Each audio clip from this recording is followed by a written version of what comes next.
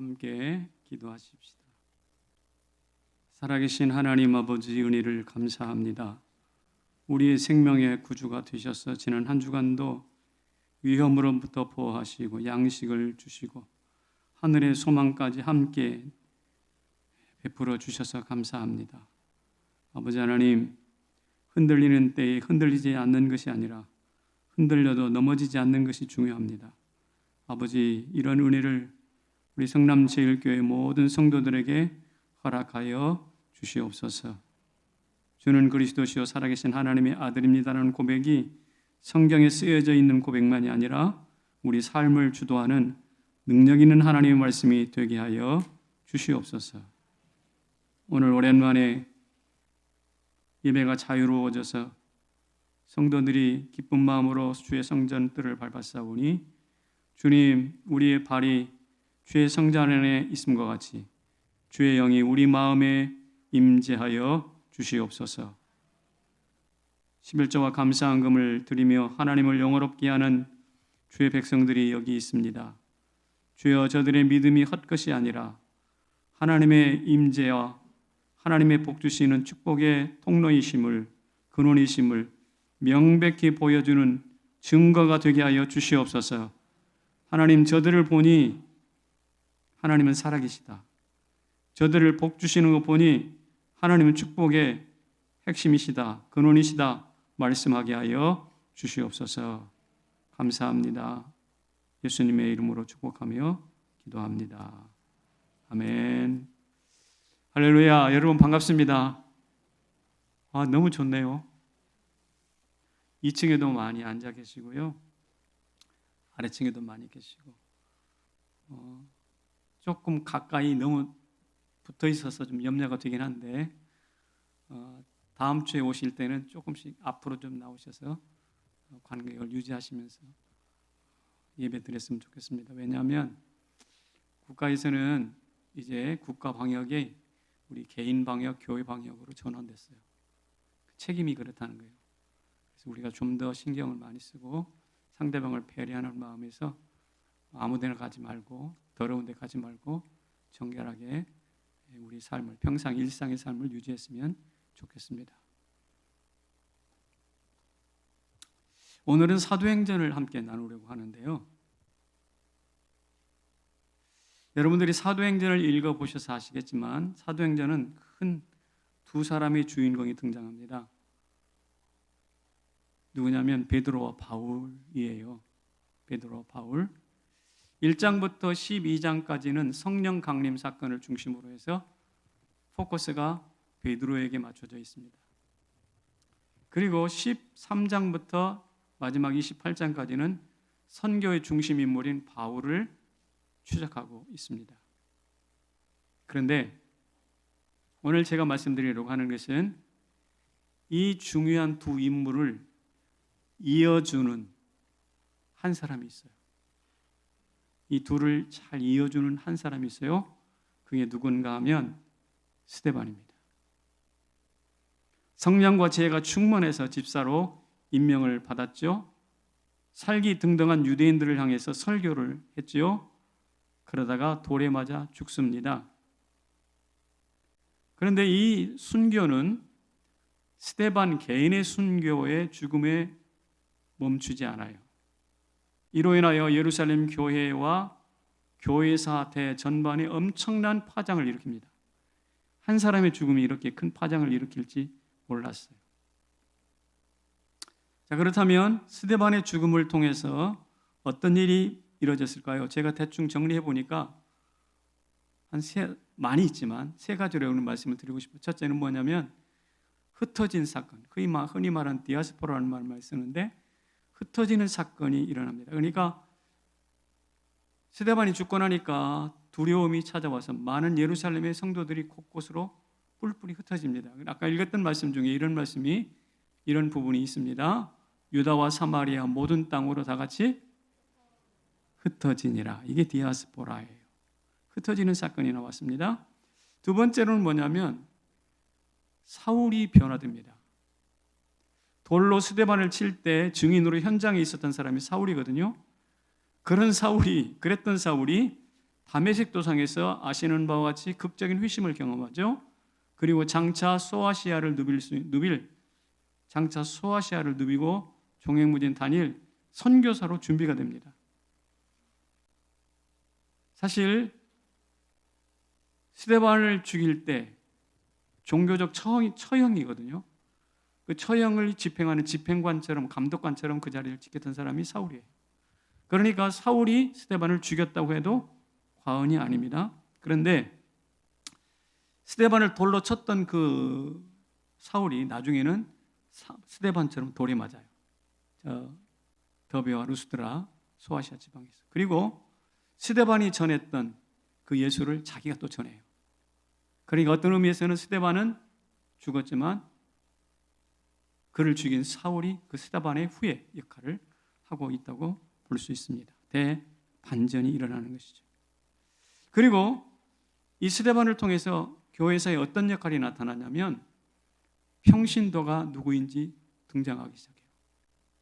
사도들의 지도력이 뚜렷한 때였는데 지혜와 성령 충만한 집사, 그러니까 사도들 못지않은 영성의 깊이를 가진 집사들이 교회를 어떻게 섬길 것인가를 보여줍니다.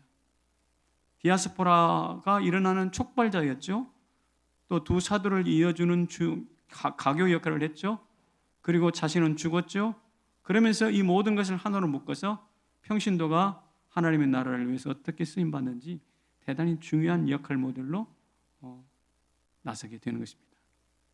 그래서 많은 사람들은 베드로와 바울을 중심으로 이 사도행전을 읽었다면 오늘 저는 스데반이 어떤 영향을 미쳤는지를 살펴보면서 말씀을 나누려고 합니다. 자, 스데반이 남겼고 스데반으로 인해서 파생된 여러 사건과 인물들을 저는 일컬어서 이렇게 정의를 합니다. 사회적, 영적 비주류들. 비주류라는 말 많이 들어보셨나요? 오늘 설교 제목이 비주류들이 일으킨 반전이에요. 우리나라에서도 정치의 판에서 정치를 주도하는 사람들이 주류고 결정에 힘없이 따라다니는 사람들이 비주류라고 불리죠. 그런데 이 비주류들이 성경에서는 엄청난 대반전을 일으키고 그것이 사도행전과 역사의 주인공으로 드러나게 된 이유입니다. 그래서 비주류들이 일으킨 반전이 오늘 저와 여러분이 생각해 보아야 될 굉장히 중요한 초점인데 그 비주류를 여러분에게 지금 이제 소개를 하려고 합니다. 누구 때문에 비주류들이 일어났다고요? 스데반 때문에. 스데반 때문에 일어난 비주류 첫 번째 사람이 누구냐면 오늘 본문에 등장한 빌립이라는 사람입니다. 빌립 뭐한 사람이요? 사마리아를 접수한 사람이에요. 빌립 집사는 아시는 바와 같이 사도도 아닙니다. 유대교의 교권자도 아닙니다. 당대 사회 지도자도 아닙니다. 그러나 스데반처럼 함께 예수를 믿었고 그와 함께 지혜와 성령이 충만한 집사로 임명을 받았습니다. 그럼에도 불구하고 분명한 것은 핍박받는 비주류로 서 있습니다. 그래서 이 사람도 목숨을 구하기 위해서 사마리아로 달려갑니다. 그런데 사마리아로 달려간 그 사건을 성경은 이렇게 빌립을 이렇게 설명하고 있네요. 시작. 빌립이 사마리아 성에 내려가 그리스도를 백성에게 전파하니. 그렇습니다. 사마리아 성에 내려가서 그리스도를 전파했다 그랬어요. 그런데 그 이후의 설명을 보면 놀라운 표적이 따랐어요. 표적이 따릅니다. 두 번째로는 귀신들이 쫓겨남을 당해요. 그리고 중풍병자와 못 걷는 사람들이 일어나서 걷습니다. 그리고 덧붙이기를 그 성에 이런 귀신들이 떠나고 표적이 일어나고 중풍병자가 일어나는 이런 사건들을 바라보면서 그 성에 큰 기쁨이 있더라라고 말하고 있어요.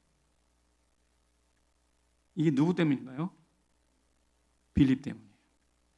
지금까지 누구도 주지 못했던 선물입니다. 그리스도가 소개되고 귀신과 질병이 떠나가고 큰 기쁨이 임하는 이런 모습은 로마의 정치가들이나 마술사들이 줄 수 있는 것이 전혀 아니에요. 사실 빌립이 사마리아 성에 처음 들어왔을 때는 누구도 그를 주목하는 사람이 없었어요. 하지만 그 빌립 때문에 비주류 쫓겨다니는 쫓겨왔던 비주류 빌립 때문에 사마리아가 온통 뒤집어지고 맙니다. 초라한 도망자 비주류였던 빌립이 위대한 사역자로 거듭나는 현장이 바로 어딘가? 사마리아예요. 더군다나 이디오피아 네시에게 복음을 전해서 아프리카 전도의 씨앗을 뿌렸던 최초의 사람이 누군가? 빌립입니다. 대단한 인물이에요. 그러니까 빌립이라는 사람은 무명의 사람이 맞습니다. 그런데 자기 동료 스데반의 죽음을 보면서 가슴에 충격과 도전을 받아요. 그리고 도망다니는 비주류로 사마리아 성에 들어갔는데 거기서 엄청난 일이 일어난다는 거죠. 두 번째 주목하고 있는 비주류가 있습니다. 그 사람은 누군가 하면 저 다메섹에 사는 아나니아라는 사람이에요. 한번 읽어봅시다. 시작. 아나니아 적수 사울을 품다. 아나니아도 다메섹에 멀리 살았지만 어찌된 인물인지 어찌된 과정이었는지 모르지만 예수를 아는 제자라 그렇게 표현하고 있습니다. 이게 이제 사도행전 9장에 나오는 이야기인데요. 여러분이 사도행전 9장은 사울의 회심 사건을 기록하고 있는 대표적인 성경이에요. 스데반을 돌로 칠 때 문을 부릅뜨고 죽어 마땅하다고 고개를 끄덕이던 냉혈한이 누구냐? 바로 사도 바울이었어요. 또 다른 핍박을 위해서 다메섹으로 가던 중에 예수 그리스도의 강한 빛을 받아서 쓰러지죠. 사흘 동안 음식을 먹지 못합니다. 식음을 전폐해서 생각해 보니 그렇습니다. 이제야말로 유대교로 돌아갈 수도 없게 되었어요. 예수를 만났잖아요. 그렇다고 예수의 품에 가기도 좀 쑥스러워요. 왜? 스데반을 죽였잖아요. 얼마나 핍박했잖아요. 바로 그 애매한 때 누가 나타나는가? 아나니아가 나타납니다. 하나님을 보내셨죠. 그래서 아나니아가 나타나서 이 핍박자여라고 부르지 않고 뭐라고 부르는가? 이렇게 부릅니다. 형제 사울아. 브라다라는 용어예요. 그렇게 부르고 끝나는 것이 아니라 안수해 줍니다. 눈을 뜨게 합니다. 세례를 베풀어 줍니다. 그 다메섹 신앙 공동체 안에 받아들여 줍니다. 이런 거예요. 같이 읽어볼까요? 시작. 적수를 형제로 받은 사고에 대해 전환이 일어납니다. 이게 바로 아나니아가 했던 비주류 아나니아, 무명의 인사 아나니아가 했던 대반전의 핵심입니다. 이렇게 대호의를 받자 사울은 어떻게 되는가? 다메섹에서 벌써 기력을 회복해가지고 다메섹에 있는 사람들에게 복음을 전하기 시작합니다. 같이 읽어볼게요. 시작. 사울은 다메섹에 사는 유대인들을 당혹하게 하니라. 저기 줄였는데요. 그리스도를 전파함으로써 유대교인들을 당혹하게 했다고 했습니다. 이런 대변혁을 일으키는 것이 누군가? 바로 아나니아, 소위 비주류, 무명의 인사입니다. 이 아나니아는 사울이 바울이 되기도 하는 반전의 플랫폼이에요. 그래서 이 많이 쓰는 플랫폼이라는 말이 있잖아요. 반전의 플랫폼, 아나니아입니다. 여러분, 사람을 바꾼다는 것이 쉽지 않습니다. 사람이 대단히 안 바뀌는 존재예요. 그럼에도 불구하고 놀랍게도 비주류 인생들, 오늘 나타나는 비주류 인생들은 손바닥 뒤집듯이 사람을 바꾼다고. 이게 무슨 일일까?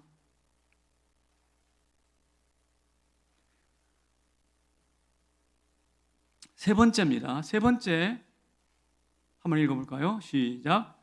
베드로 고넬료를 찾아 전도하다. 비주류가 또 한 사람 있습니다. 그 사람은 누군가 하면 고넬료라는 사람인데요. 사실 베드로 이 사람을 전도한 베드로도 핍박받는 존재였잖아요. 사도라는 명체를 달고 있긴 하지만 스데반처럼 감옥에 들락날락하면서 비루 압박받는 비주가 분명합니다. 이 이야기는 사도행전 10장입니다. 7장이 빌립이고 8장이 사울이고 아나니아고 9장이 누군가? 바로 베드로와 고넬료가 나옵니다. 고넬료는 가이사랴에 있는 로마 백부장이죠. 그런데 큰 믿음을 가졌어요. 그를 묘사한 성경 구절을 한번 소개할게요. 같이 봅시다. 시작. 그가 경건하여 온 지방과 더불어 하나님을 경외하며 백성을 구제하고 하나님께 기도하더니. 그렇죠. 많은 백성을 구제하고 항상 하나님께 기도하였다 그런 말이 나옵니다.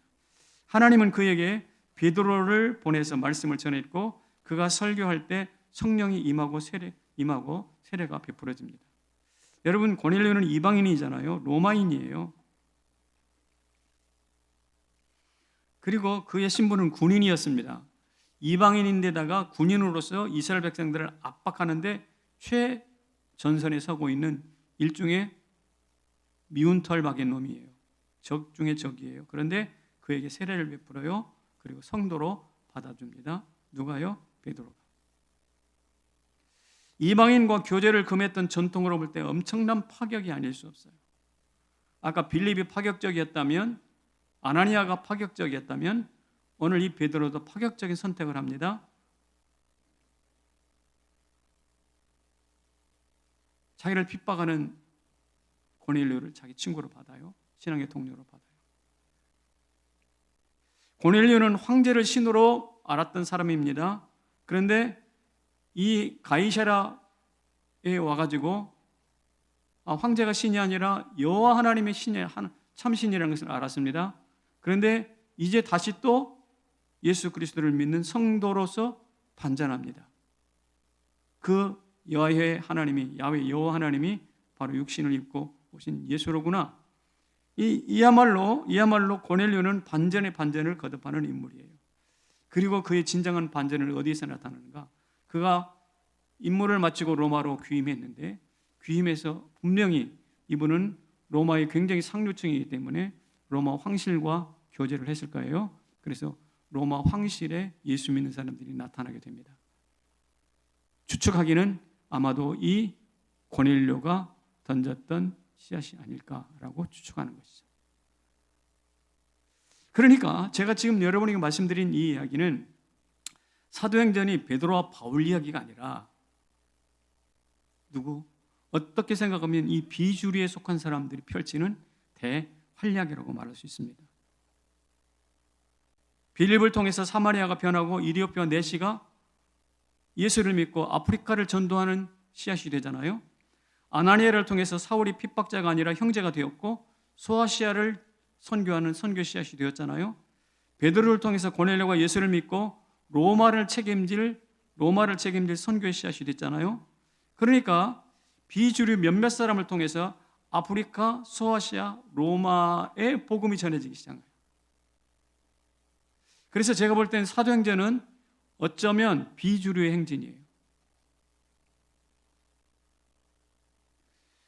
따라서 우리 성도들은 이 사도행전을 읽으면서 하나님이 보이지 않는 사람들을 어떻게 유용하게 써나가시는가라는 것을 깨달아 알고 그들 가슴속에 있는 복음의 진정한 위력을 파악해야 합니다. 그게 아니면 어쩌면 우리는 비주류로 살다가 하나님이 주신 그 비주류의 소중한 가치를 잃어버리고 그냥 좀 초라하게 살다가 끝내버릴 수도 있거든요. 저는 비주류였던 사도 바울의 입에서 튀어나오는 한마디 말씀을 여러분에게 소개하려고 합니다. 같이 읽어볼게요. 시작. 내가 복음을 부끄러워하지 아니하노니 모든 믿는 자에게 구원을 주시는 하나님의 능력이 됨이라.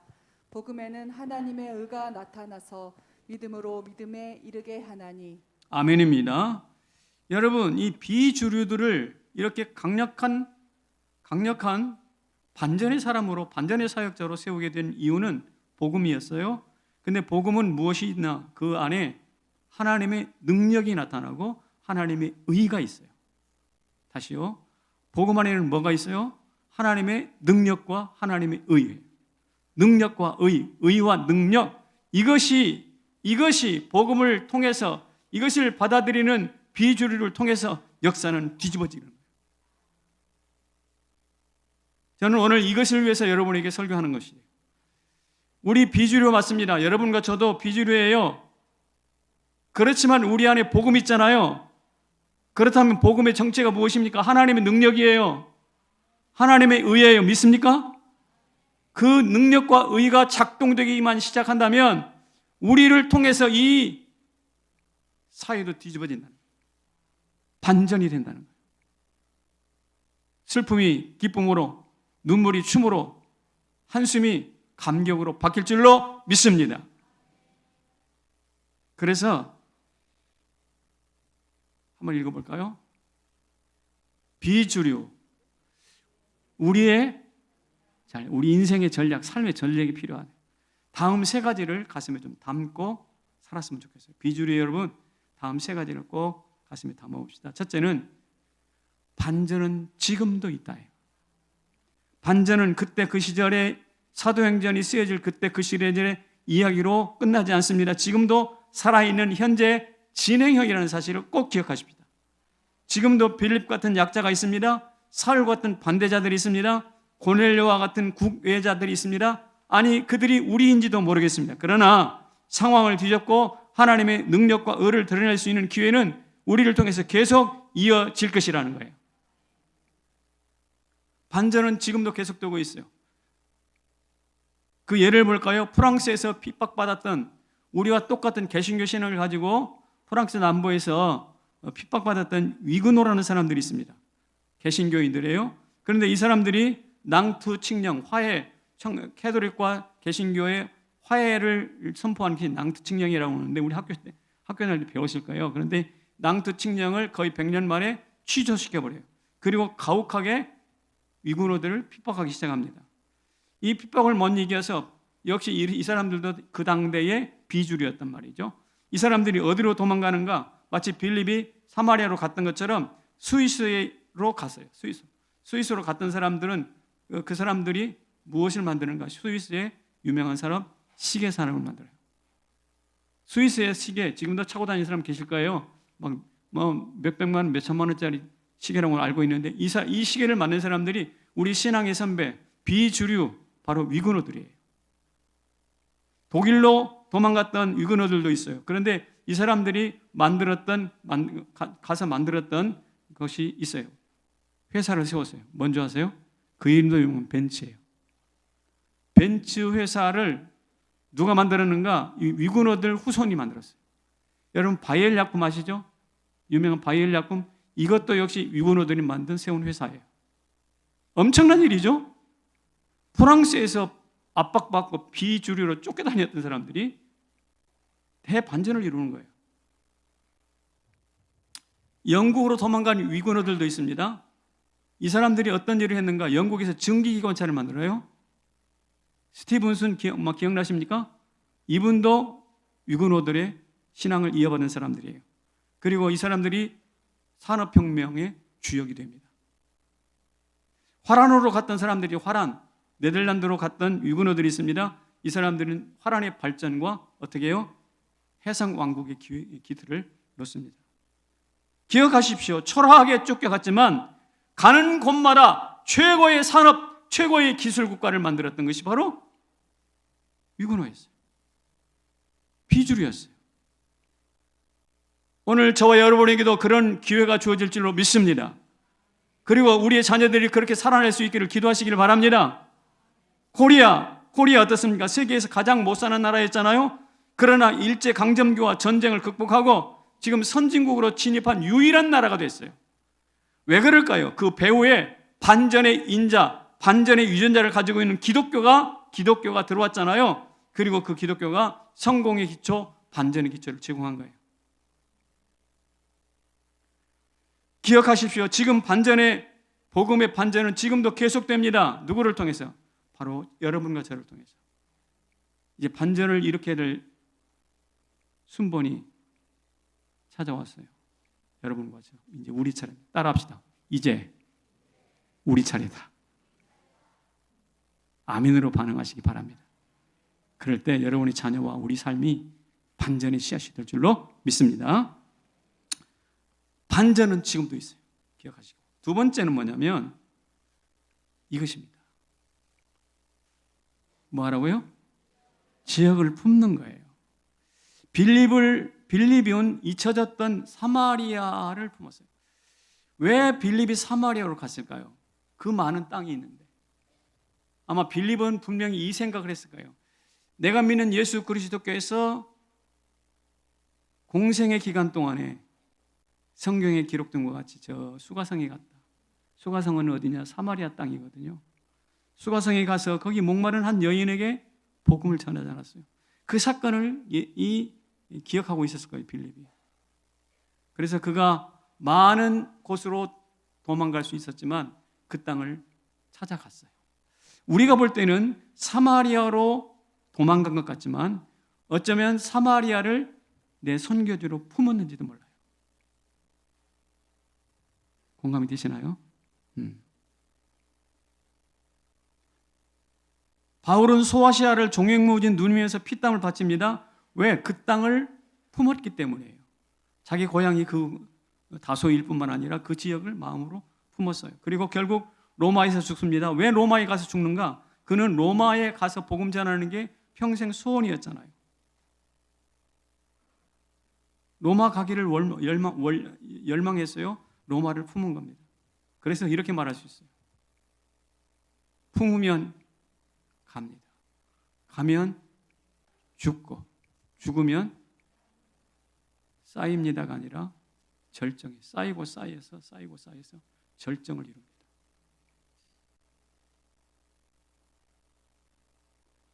품으면 가게 돼 있어요. 빌립처럼. 가면 복음을 위해서 죽을 수도 있어요. 만약에 죽었다면 그 피가 쌓이고 쌓여서 그 지역에 절정이 찾아와요. 그래서 그 한 지역이 살아나는 겁니다. 성 프란치스코는 아시시를 품었어요. 그래서 아시시의 성자라는 이름을 받습니다. 칼빈은 제네바를 품었어요. 그래서 제네바가 성경이 통치하는 거룩한 도시가 됩니다. 존 낙스는 스코틀랜드를 품었어요. 그리고 거기에서 장로교 신앙, 우리가 믿는 장로교 신앙이 시작됩니다. 지금도 어느 누군가가 그리스도인이 지역을 품으면 그런 일들이 지금도 여전히 계속됩니다. 여러분, 우리는 그러면 어디를 품어야 할까요? 우리는 어디를 품어야 할까요? 저 땅값 비싼 강남을 품어야 할까요? 강남은 그들이 품으라고 합시다. 우리는 같은 남자가인데 우리는 어디? 성남을 품읍시다. 여러분, 성남에 왜 왔습니까? 제가 여기 살려고 왔죠. 맞습니다. 살려고 온 것은 맞아요. 그런데 잊지 말 것은 이것입니다. 하나님의 관점으로 보면 살 뿐만 아니라 뭐하러? 이 땅을 품기 위해서 오셨습니다. 우리 오늘 우리 성남제일교회 오신 분들은 아마 제가 추측하건대 이쪽으로 이사 오신 분 같은데, 여러분, 이 땅에 살기 위해 오신 것이 현실적인 판단이에요. 그 틀린 말이 아닙니다. 그러나 여러분들이 이제부터 성경의 관점에서 이 땅을 품으러 오셨습니다. 엊그저께 성남시 의회 의장을 했던 분이 저를 찾아왔습니다. 잠깐 앉아서 말씀을 나눌 기회가 있었는데 그분이 하는 말이 자기 어렸을 때 홀어머니 모시고, 아버지 돌아가시고 홀어머니 모시고 홀로 쓸쓸히 이 성남 땅에 들어왔다는 거예요. 그런데 그분은 어릴 때부터 이 성남 땅에서 성남 서고를 졸업하고 어려운 사람들 여기 찾아다니면서 많은 선행을 베풀었어요. 그 사람이 크리스찬입니다. 그분 말에 의하면 성남에 살러 온 것이 맞지만, 그러나 그의 삶은 성남을 품고 어려운 사람을 돕고 품었어요. 선교적 삶을 살았다고요. 그러더니 그 가난뱅이가 부자가 되었을 뿐만 아니라 성남시 의원이 되도록, 그리고 어느 날 성남시 의장까지 되도록. 이게 품는 위력입니다. 여러분, 성남에 비참하게 그냥 살러 오지 마십시오. 이 땅을 품으시기를 바랍니다. 아멘하기가 어렵나요? 성남에 그냥 한쪽 귀퉁이에서 그냥 몸 하나 어떻게 밀어놓고 근근히 살다가 이거 말고 이 땅에 왔으면, 하나님 이 땅을 보내셨으면 이 땅을 품으시기를 바랍니다. 지역을 품는 거예요. 칼빈도 알다시피 제네바에 갔다가 쫓겨나잖아요. 그래서 제네바, 나 이곳엔 다시 안 올 거야 라고 생각하고 갔을 텐데 제네바에서 다시 콜을 합니다. 오십시오. 그랬을 때 많이 고민이 있었을 거예요. 갈 것인가 말 것인가. 근데 두 번째 다시 들어갑니다. 자기가 쫓겨났던 곳에 다시 들어가요. 이번에는 뭐 하러 가는가? 품으러 가는 거예요. 빌립이 사마리아를 품었을 때 기쁨이 충만했다고 그랬잖아요. 우리가 성남을 품을 때 이 땅에서도 신랑의 소리, 신부의 소리, 아이가 뛰노는 기쁨의 소리가 넘쳐날 줄로 믿습니다. 그리고 제가 기도하는 바대로 전국에서 가장 살기 좋은 곳이 성남. 오케이. 성남이 어떤 곳이냐? 전국에서 가장 살기 좋은 땅인데 왜? 우리가 품어 기도하기 때문입니다. 아브라함 카이퍼는 영역 주권을 주장합니다. 정치가는 정치, 학생은 학문, 기업은 경제, 주부는 가정을 지킬 때 그 나라가 강국이 된다는 것이죠. 오늘 성남 제일교회 성도 여러분, 오늘 우리들에게 주신 삶의 영역이 있습니다. 땅은 성남이지만 우리에게 각자 주어진 삶의 영역이 있어요. 이것도 품으시기를 바랍니다. 그럴 때 여러분의 일 자체가 형통하고 하나님의 영역이 더 굳건해지는 것이죠. 세 번째 원리가 이것입니다. 무엇이냐? 오직 성령 충만으로. 지금까지 빌립, 사울, 고넬료 사건을 여러분에게 소개했는데 이것에 공통점이 있어요. 그것은 그 배후에 성령이 일하셨다는 사실입니다. 빌립에게 성령이 일하십니다. 뭐라고 말씀하니? 성경을 짧게 보여드릴게요. 성령이 빌립더러 이르시되, 성령이 빌립에게 말씀하신 거죠. 다음 구절, 주의 영이 빌립을 이끌어 가신지라. 그러니까 성령이 말씀하시고 그를 이끌어 가셨어요. 그러니까 빌립이 한 것이 아니라 빌립 배후에서 성령이 하신 거예요. 사울에게는 어떻게 했을까요? 사울에게 주님이 하신 말씀이 이런, 시작, 너로 다시 성령으로 충만하게 하신다 하니 즉시 눈에서 비늘 같은 것이 벗어져. 눈에 안 보이던 눈이 다시 보게 된 것은 성령으로 충만케 하심의 결과예요. 그러니까 사도 바울은 결국 성령 충만으로 그의 삶이 바뀌었다고 말할 수밖에 없어요. 자, 고넬료에게도 성령이 개입하십니다. 어떻게 해요? 다시 성경 말씀 시작. 말을 할 때에 성령이 말씀을 듣는 모든 사람에게 내려오시니. 저기 말을 할 때라는 것은 베드로가 설교를 할 때를 의미합니다. 베드로가 설교를 할 때 성령이 말씀을 듣는 모든 사람은 고넬료의 가정 전체예요. 고넬료의 가정 전체에게 성령이 내려오십니다. 그러니까 성령은 빌립에게, 사울에게, 고넬료에게 구체적으로 배후에서 일하시고 말씀하시고 그를 휩쓸어 가시기도 하고 눈에서 비늘이 벗어지도록 충만케 하시고 예수를 고백하게 하고 이렇게 하십니다. 이 성령이 오늘 우리에게도 함께 하시기를 진심으로 축복합니다. 자, 그렇다면 성령을 어떻게 받아야 할까? 이 문제가 잠깐 중요한 문제로 대두가 되겠죠. 제가 길게 말씀드릴 수는 없지만 너무 간단한 겁니다. 성령 충만을 받는 것은요, 세 가지가 있어요. 첫째, 아까 말씀드린 것처럼 말씀을 들을 때, 고넬료가 말씀을 들을 때 성령이 임하셨죠. 여러분 오늘 이 시간도, 지금 이 시간에도 성령이 여러분에게 임하시는 시간이에요. 근데 말씀을 대충 듣는 게 아니라 골똘하게 진지하게 전심으로 들으시기를 축복합니다. 그럴 때 성령께서 여러분 안에 임하셔요. 무슨 뒤집어지는 천둥번개처럼 임하시는 게 아니라 여러분 마음을 어루만지는 가랑비처럼 임하실 수 있어요. 그렇게 되기를 축복합니다. 두 번째는 기도로 받습니다. 사도행전 8장 15절에 이런 말씀이 나왔어요. 그들을 위하여 성령 받기를 기도하니. 무슨 기도를 하라고요? 성령 받기를 기도해요. 그러니까 여러분들은 앉아서 그때는 52일 동안 프로젝트로 기도해 오셨는데 성령 받기를 기도하시기를 바랍니다. 하나님 저에게 성령의 충만함을 주시옵소서. 그 다음에 세 번째는 뭘로 받느냐면 안수함으로 받습니다. 사도행전 8장 17절 성경 시작. 두 사도가 안수함에 성령을 받는지라. 안수를 통해서 성령입니다. 그러니까 정리해 봅시다. 성령 받는 것은 말씀을 진지하게 들을 때, 두 번째 성령을 달라고 기도할 때, 세 번째 사역자들의 안수를 통해서. 여러분 안수할 사람이 없으면 여러분 스스로 안수하시길 바랍니다. 스스로 축복하고 스스로 안수하시길 바라요. 여러분의 믿음을 하나님이 사용하실 줄로 믿습니다. 그래서 말씀과 기도와 안수를 가지고 성령이 충만해진 것이 사도행전의 기록이에요. 사실 우리가 이것을 몰랐던 게 아니라고요. 이거 몰랐던 게 아니에요. 우리 익숙한 거예요. 그런데 우리는 다만 이 세 가지를 게을리했어요. 소홀히 했어요. 이제 제가 전심으로 여러분에게 축복합니다. 이제 성령을 말씀과 기도와 안수를 통해서 전심으로 우리 가운데 찾아오시기를, 부어지시기를 기도하시기를 바랍니다. 어쨌든 초점이 무엇이냐? 이 비주류들에게 무엇이요? 성령이 강력하게 임하실 때에 이런 반전이 일어났어요. 이런 반전이 우리 모두에게도 나타나기를 주님의 이름으로 축원합니다.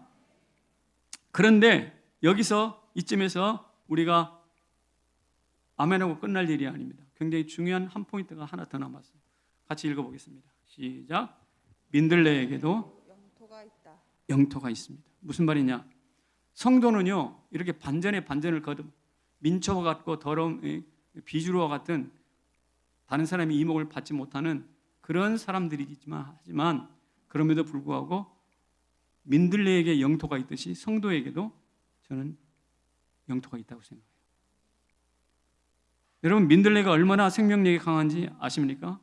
종자 수명이 실온에다 놔두면 그 씨앗만 놔둬도 한 3년에서 길게는 5년 동안 간대요. 끄떡없이. 5도씨에 놔두면 10년이 가도 이 씨앗이 죽지 않아요. 어떤 자료를 보니까 마이너스 5도씨에서 이 씨앗을 보존하면 무려 7만 년 후에도 꽃이 피운다. 이 말은 무슨 말이냐? 어디 갖다 놔도 죽지 않고 산다는 거예요. 생명력이 강력해요. 심지어 강아지 입에 들어가서 뱃속을 거쳐서 똥이 되어서 배출되어도 거기서 또 꽃이 피어. 사람들 이야기 들으면 농약을 제초제를 뿌려도 한쪽 귀퉁에서 여전히 자라고 있는 것이, 죽지 않고 자라고 있는 것이 민들레래. 그런데 이게 민들레만 그런 게 아니라 성도들도 그렇습니다. 초라한 비주류 같지만 반전의 힘으로 분명히 꽃을 피울 능력들이 그 안에 있습니다. 그래서 어느 한 목사님께서 카페를 만들어 놓고 거기에다가 뭐라고 이름을 붙였는가, 이렇게 붙였어요. 아시죠? 예, 지금도 있나 모르겠는데 어쨌든 한때 이 민들레 영토라는 찻집 말입니다. 스타벅스가 다 장악하고 있는 시장을 뒤집었어요. 대박을 쳤어요. 그래서 전국에 수십 개의 분점이 생겼습니다. 이게 무엇입니까?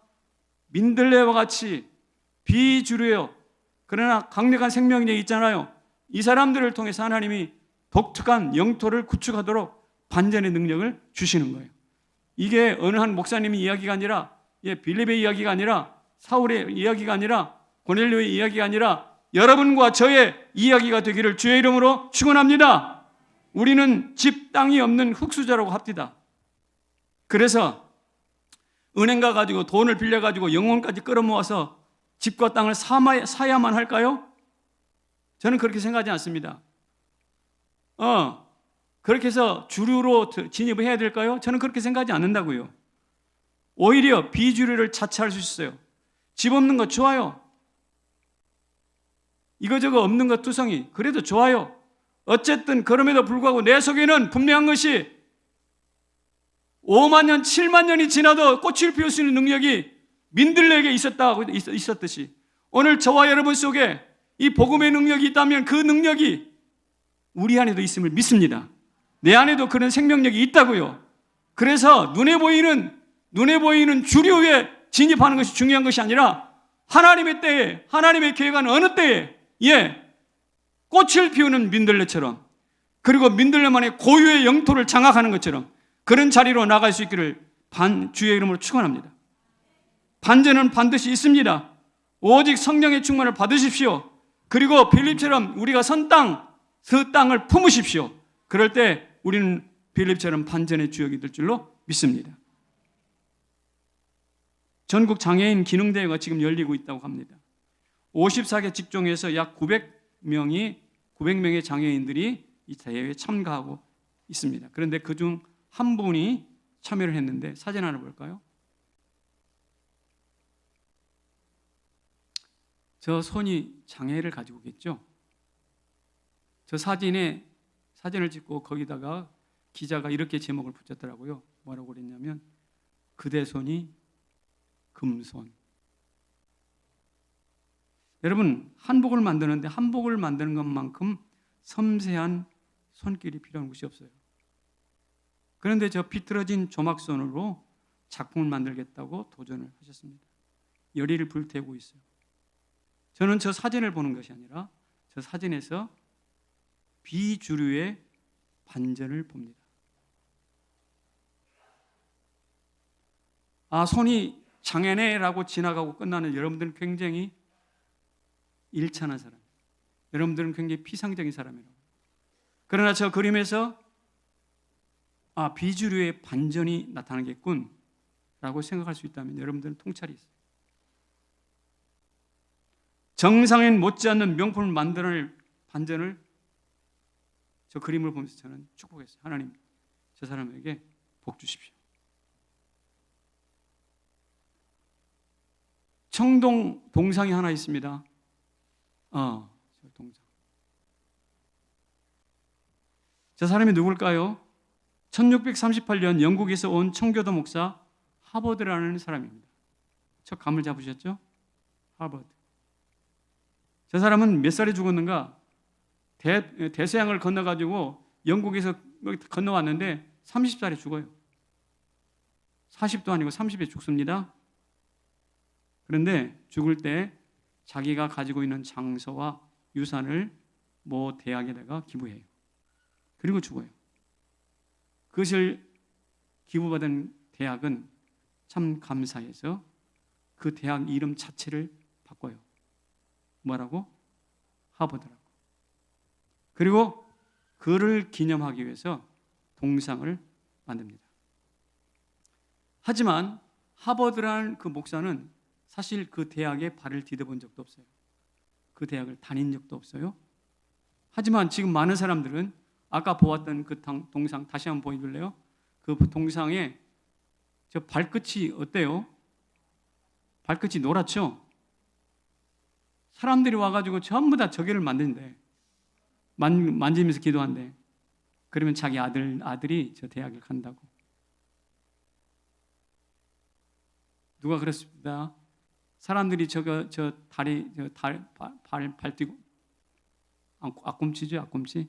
앞꿈치를 만지고 몇 년 동안 만질 수 있냐? 137년 동안 만질 수 있대.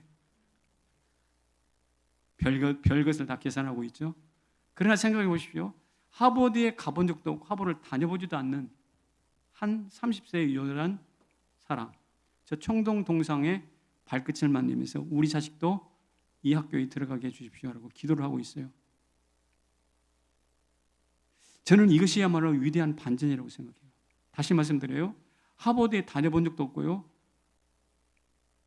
하버드 캠퍼스에 발을 디뎌본 적도 없는데 그래서 일찍 죽어요. 일찍 30세에 퍽 죽어버리고 그야말로 어쩌면 비참하고 초라한 비주류였어요. 근데 그 비주류가 미국의 최고의 대학 하버드의 이름이 돼요.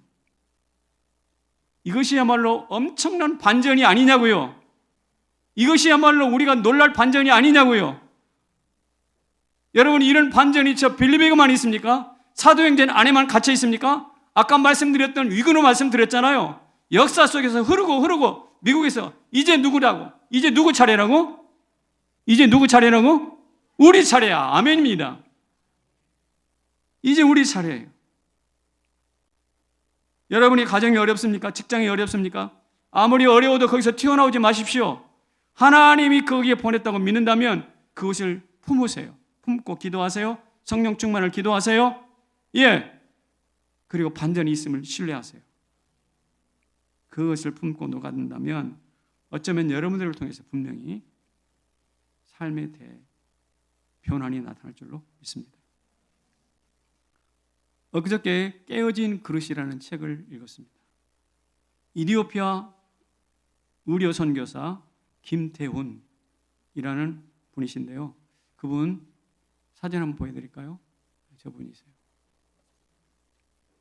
엊그저께 국민일보에 소개된 분이신데 서울 의대를 졸업하시고 한때 잘 나가는 의사였습니다. 그런데 40대에 접어들면서 오누리교회 대학교에서 있을 때 훈련을 받고 좋은 묵상가로 자라났는데 그때 품었던 그 꿈을 잊어버릴 수가 없는 거예요.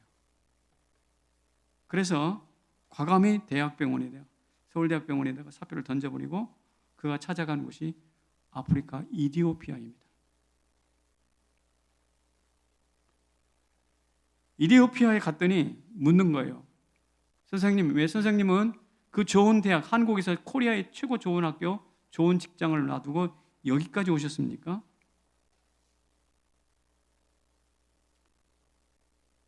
하나님 보내서 왔지 뭐. 그리고 그 이디오피아에서 사역을 하는데 2년이 채 안 됐는데 이분에게 병이 찾아옵니다. 그 병이 무슨냐? 저하고 같은 병, 파킨슨 병이에요. 여러분 40대에 파킨슨 병이 왔어요. 창창한 40대, 선한 뜻을 품고 안정된 의사 자리도 던져버리고 이 아프리카까지 왔는데 왜 이 파킨슨 병을 주시는 거예요 도대체? 라고 말할 수 있겠죠. 질문했어요. 주께서 하셨던 말씀이 무엇이냐? 이것입니다. 내가 깨어졌기 때문에 너도 깨진 그릇으로 쓰는 거랍니다. 예수님이 깨어진 그릇으로 쓰셨잖아요. 우리 위에 깨어지셨잖아요. 그래서 너도 그 잘난 서울대학교 명의라는 명칭을 말고 나처럼 깨어진 그릇으로 씁니다.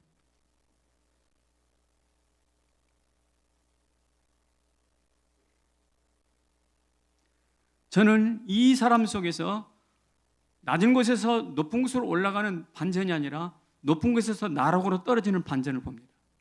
그런데 어쩌면 뒤엎는 반전보다 뒤집히는 반전, 이것이 오히려 우리 삶을 더 강력하게, 세상 바라볼 때 더 감동적으로 받아들일 수 있어요.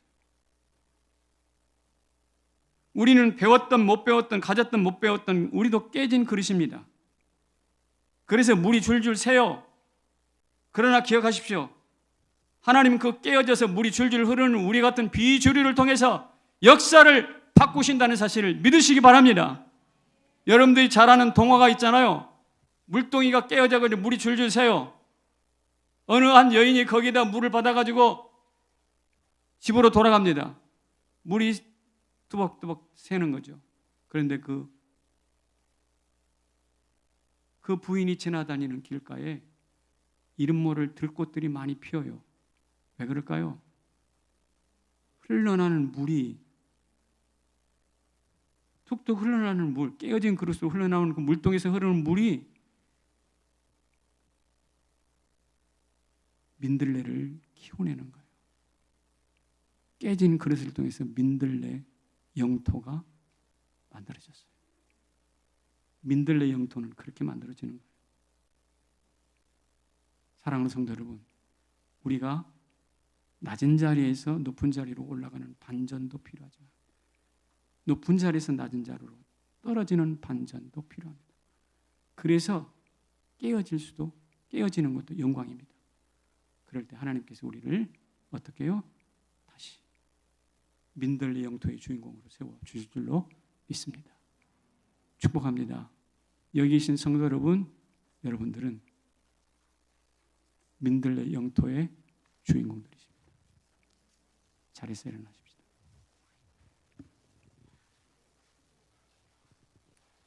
빛의 사자들이 어서 가서 우리 같이 찬송할게요.